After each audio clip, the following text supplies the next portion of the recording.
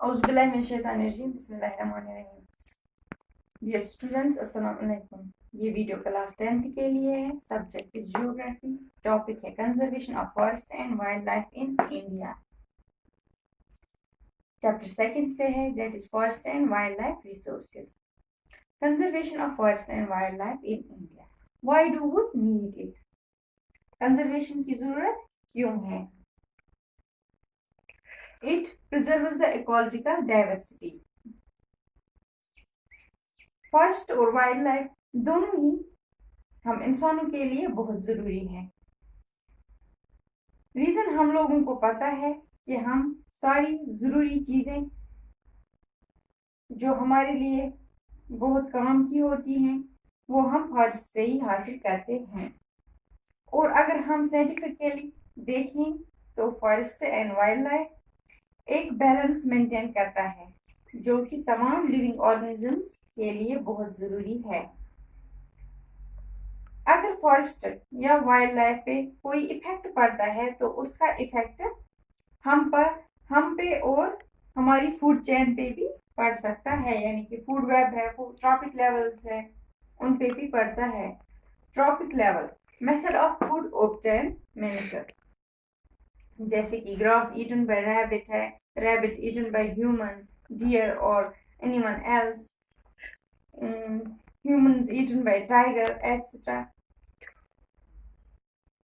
देखो बच्चों, ecological diversity maintains environmental diversity. हर चीज का एक अहम रोल होता है और उसको प्रिजर्व करना पड़ता है। अब है it preserves the genetic diversity. The genetic diversity, variety of species was preserved। मिसाल के तौर पर हम काव लेंगे या उसकी बहुत सारी ब्रीड्स होती हैं, तो किसी खास ब्रीड को हम लेंगे और उन स्पीशीज को प्रिजर्व करते हैं ताकि हम उनसे फायदा उठा सकें। उसी तरह से हम जेनेटिक डाइवर्सिटी को प्रिजर्व करते हैं। स्पीशीज जो अलग अलग जीन्स की होती हैं या बहुत सारी वेराइटीज होती हैं उनको प्रिजर्व करना पड़ता है और वो सब आ जाते हैं जेनेटिक डाइवर्सिटी में। एग्जाम्पल है ट्रेडिशनल क्रॉप वेराइटीज, हमारी नीड्स को सेटिस्फाई करने के लिए या हमारी नीड्स फुलफिल करने के लिए जेनेटिक डाइवर्सिटी को बनाते हैं। ट्रेडिशनल क्रॉप वेराइटीज को प्रिजर्व करना होगा ताकि आगे तक कंटिन्यू कर सके और उनको कंजर्व करना पड़ता है। Fisheries on aquatic biodiversity, variety of fishes was consumed. क्या है वेराइटी ऑफ फिशेस? फिशेस के अलग अलग स्पीशीज हैं, तो हमें उनको कंजर्व करना पड़ता है फॉर एक्वेटिक बायोडाइवर्सिटी के लिए। अब है Indian wildlife protection act, implemented in 1972।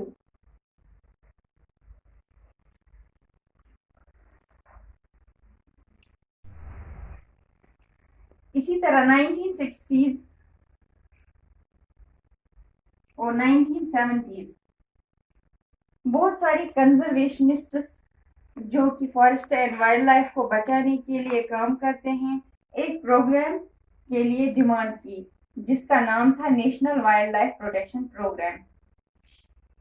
The Indian wildlife protection act was implemented in 1972। Wildlife को बचाया जा सके इसीलिए ये एक्ट बनाया गया। इंडिया की वाइल्ड लाइफ में ऐसी बहुत सारी एनिमल्स जो जल्दी ही एक्सटिंक्ट हो सकती हैं या ये एक्ट उनको बचाने के लिए था। एग्जाम्पल वन हॉर्न राइनोसेरॉस था, कश्मीर स्टैग था या हांगुल था, और 3 types of crocodiles, fresh water crocodile, salt water crocodile और गायरल। द एशियाटिक लाइन, ब्लू बक जिनको चिंकारा भी बोलते हैं, Indian elephant, the great Indian bustard and the snow leopard, etc. have been given full or partial legal protection against hunting and trade throughout India. इनको ban किया गया, इनको legal rights दिए गए इनको प्रोटेक्ट करने के लिए इसी एक्ट में, किस एक्ट में? वाइल्ड लाइफ प्रोटेक्शन एक्ट में, इम्प्लीमेंटेड इन 1972। अब है प्रोजेक्ट टाइगर, वो हम नेक्स्ट टॉपिक में डिस्कस करेंगे। बाकी वसल्लम।